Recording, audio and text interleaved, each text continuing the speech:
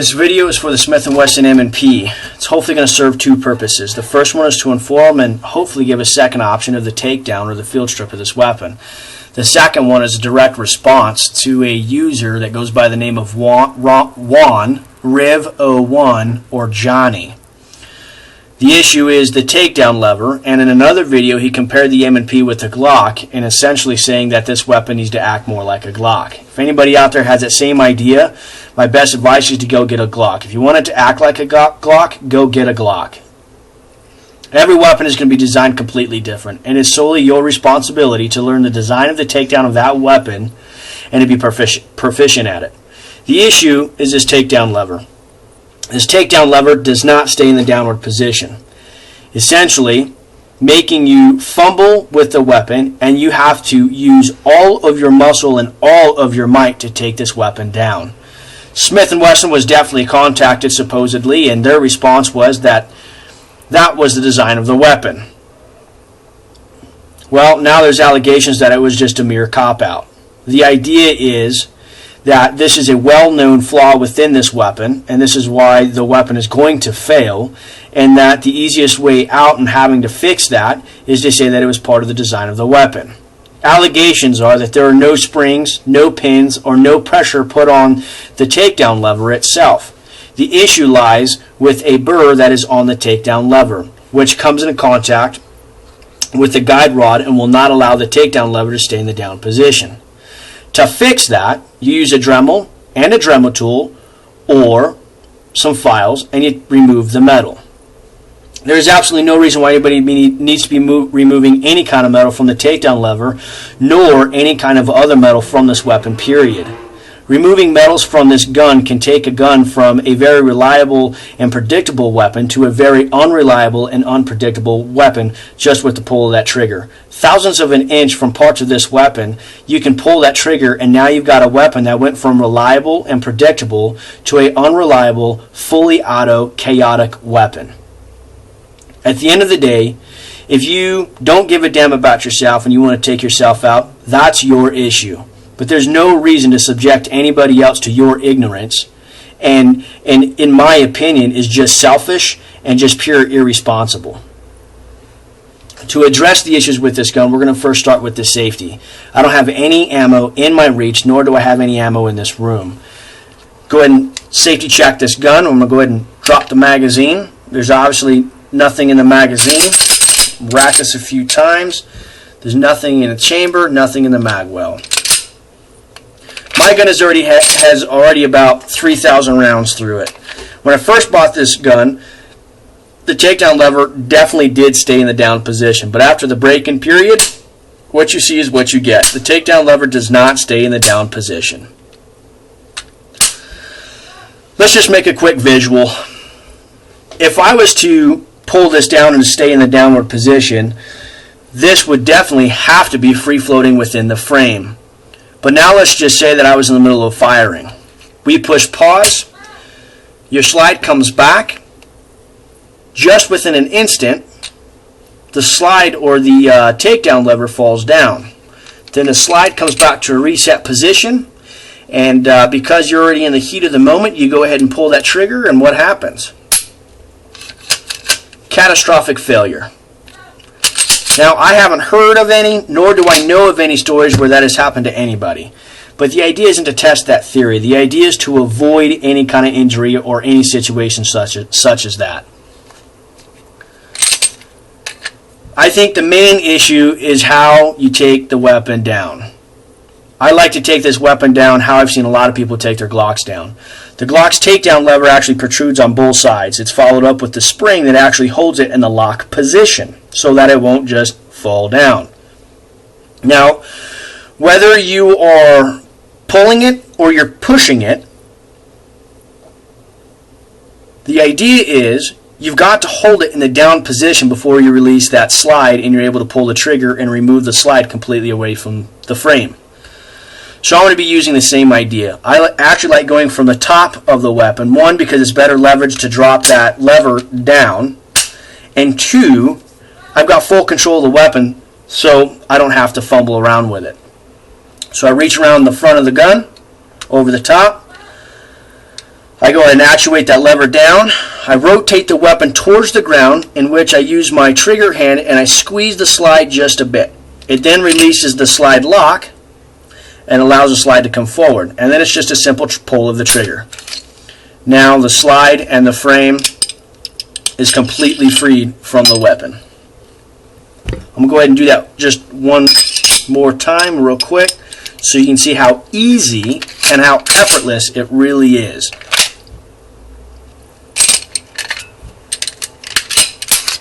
And there you have it. That simple. The idea is getting used to your weapon and knowing how the weapon comes down. Let's just go ahead and address this takedown lever. The first thing you need to understand is the difference between a burr and a blemish. The best way I can describe a burr would be basically when you're working on model kits, plastic model kits. All the pieces usually come in a plastic piping frame. All the pieces are all connected into that. And when you twist and you pull one out, it has bits of plastic on either ends or wherever it was attached to that piping.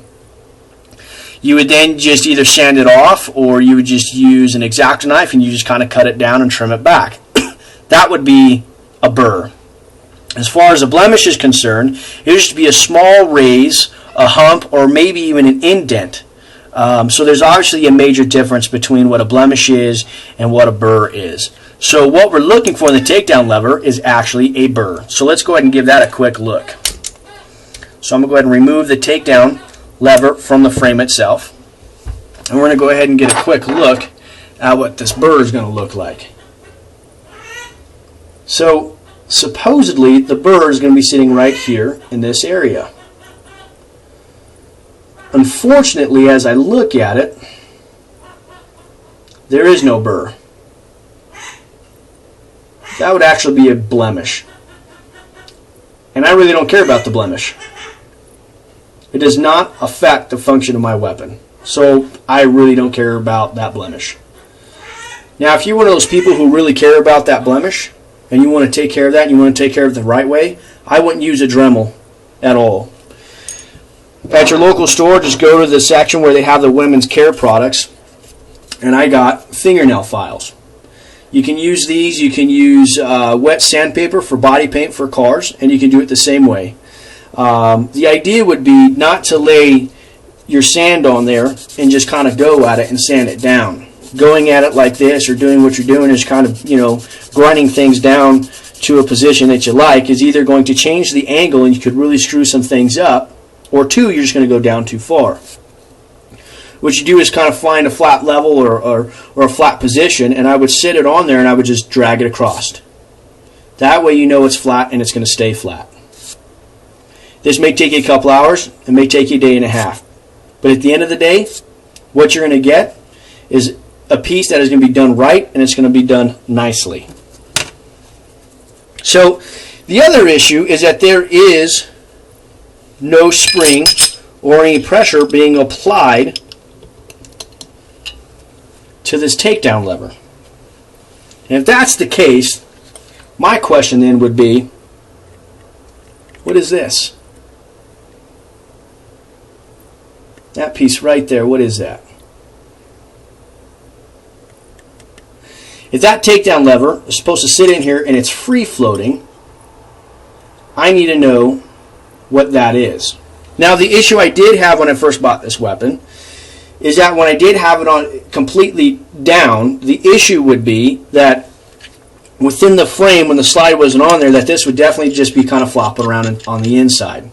So what would happen is when you went to go put your slide back on, you would have to make sure that that lever was down, and you would essentially put the frame of the weapon down and you'd put your slide on this direction. Otherwise, if this was up in kind of an angle or whatever, a couple of times I had jammed the slide on there and I had to use some force, some blunt force, to get that slide off of there. But with knowing what this is, I fixed it, and we're going to get into that. We're going to be getting into that in just a little bit. So, in taking this apart, one of the pieces that we're going to be working on is going to be the locking block. This would be your locking block. We're going to be using a few tools. I like to use a masking tape roll just because I can lay the weapon on there and I can actually drop my pins through and not have to worry about rolling off. Use just a really cool tapping hammer here and the right pin. We're going to go ahead and drop the first pin out with some blunt force here. Now there's also a second pin here that we've got to drop out. Now this pin is going to hold the front half of the locking block on, and it's also going to hold the spring for the trigger into place. At the same time, it's actually holding the whole trigger mechanism and the slide release, or the slide release all together. That you don't need the hammer for, just use a regular punch and you can push that right out. Once you push that right out, everything's going to come right out of the gun. Now when we pull this out, this is the locking block, and remember it sits in here in this direction. What is exposed here? This piece is actually called the Takedown lever retaining wire. I want to make that very clear because my boy Johnny here gave me a response in an email. And the response goes something like this. It is not spring loaded. The only tension on the lever comes from the recoil spring. Once the recoil spring is removed, the lever free floats. When you remove the takedown lever from the frame, there is nothing to retain it except a notch in the frame. No spring or pin. I have two other M&Ps that do not have this issue. Do your homework before trying to post Junior. Now I can respond to his smart ass remarks, but there's just absolutely no reason for that. I've already showed you the takedown lever retaining spring. That's what that is called. And if you go on to Midway USA, this little piece right here will cost you $3.29. Let's just go ahead and take a look at this notch that is in the frame. The notch that he's actually referring to is going to be when you put your lever back in, there's a notch within the frame that's going to line up with your takedown lever. There's a problem with that. If you look inside the frame, there is no notch. None. The idea is when this goes inside here that there's a notch that actually supposed to clip in. The problem is there is none. And even with the locking block, it's just a straight hole, complete round hole. There's absolutely no notch within that. So how do I fix my issue that I had? Well, to begin with, to fix the issue with getting your takedown lever to stay in the down position is a modification, and it's that and just that. There's nothing more. It's a modification that you do, that only you do. It has nothing to do with the function of the weapon. It has nothing to do with the weapon being broken or it not being manufactured correctly. The way that this works, this retaining wire works, is if you were to turn it this direction, there's a bend here, right here where this arch is. That is going to meet the takedown lever within the notch here. It actually sits right in there, so as it rotates, this retaining wire is actually putting pressure just on the inside of the groove of the takedown lever. Now all I did to fix this, and this is from when the slide is off of the frame to keep the thing from wiggling back and forth and getting in the way, is all I did was take it right here where this arch is, and I bent the tip of this downwards. Not too much, just a little bit. And then there's a second arch just in the back, and all I did was take this back half of the retaining wire and I bent it upwards. What that allowed to be done was enough pressure and enough force inside this, just on the inside of the lever, so when the weapon is completely down, that my lever would stay in the down position. I wouldn't have to worry about it just kind of free floating within the frame. Let's just go ahead and put all this back together here real quick. I'm going to go ahead and pull the spring out, make it a lot easier putting the weapon back together.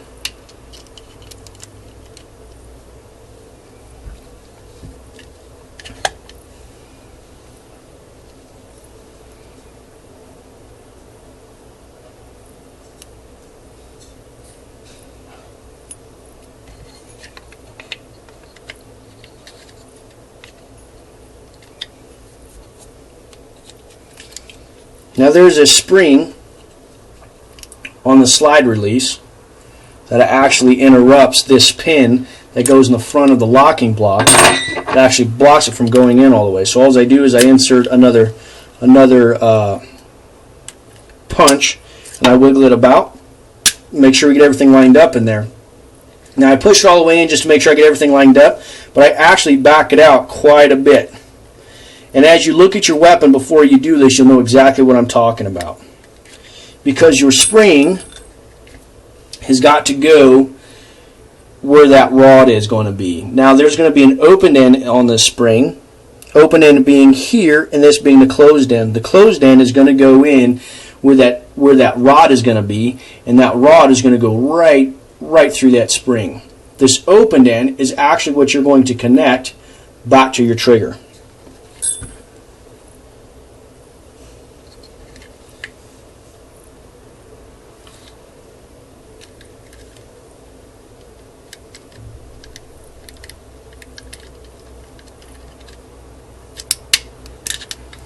Now that I got it in there, I'm going to grab the spring and I'm going to connect it right back to the trigger, or back to where we need to be. Now with this, I'm just going to go ahead and hammer this back in.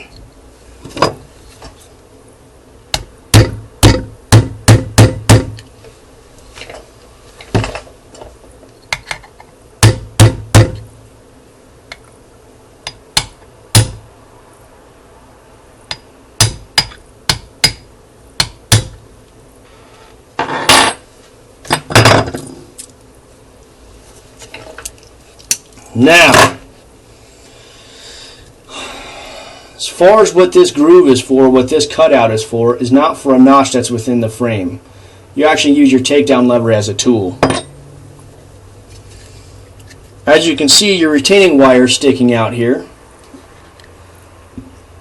Using that cutout is actually going to go right over the top of that wire. So what happens is, as that wire is going to be sitting down here, and you put your lever back in there, and you go to twist either direction to put your lever back in, it's going to push that wire back down and allow the rest of your lever to go in. And as you rotate it, it's going to bend it back down just that much more and allow the rest of that lever to go back in. So as I line this up, I'm going to put it in there straight, and it doesn't matter which way you go in, just as long as it bends it out. There you go. We're in there. It's that simple. We're going to do the same idea. We'll get it lined up with the other side, pushing the rest of the way. Now guess what? And here's what my fix did.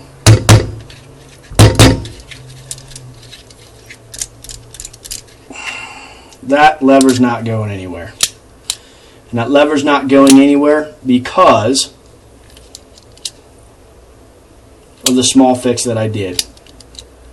It's that easy, that simple. There doesn't take much to it. And now it does not free float anywhere. So it doesn't matter which way I go ahead and put the slide back on. I can do it this way. I can now tip the gun upwards, dropping the slide over. Well, I gotta get it lined first, and popping it through. The other issue, or one of the other main functions of this weapon, and what that guide rod does, that I'd like to kind of make a note of, is as everything closes in, this part of your barrel is what's going to start the engaging process of your lever. So as it gets to this position, this other half of your recoil spring or your guide rod is going to connect with the rest of that lever, which is what pushes it into that position of the lock position. Bam, it's a done deal. When you remove part of that, what happens is your barrel engages part of that lever to this position. The issue is now, because you've removed some metal on that takedown lever, your rod cannot do a full contact on that, in which, if you watch the video on how to fix this and all the other posts, is generally you would have to hold this lever. And look, I mean, you're talking about going from this position of my weapon, having to twist my hand completely around. And as you can see, it's quite different to hold that lever down, to then put this back on, and to use everything I've got, and then manually to engage that back in, while leaving the lever to do exactly what it needs to do. Here's how simple it is. As we get everything lined up and we put it in, slowly pull this back. Done deal. That's how the weapon works. Down and up.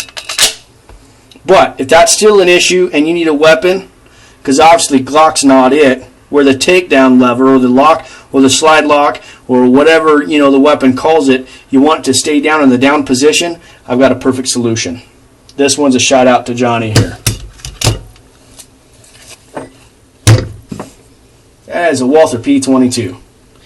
And I guess in the end, if you can't hang with the big boys, this would be the best weapon that you can do right here.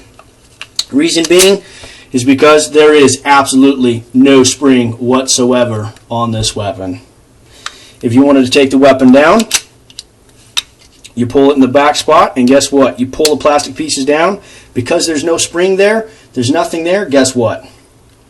It stays down. You don't even have to worry about it. You then get to just lift up on the slide, and I'm not going to fully take this thing apart because it sucks putting it back together again.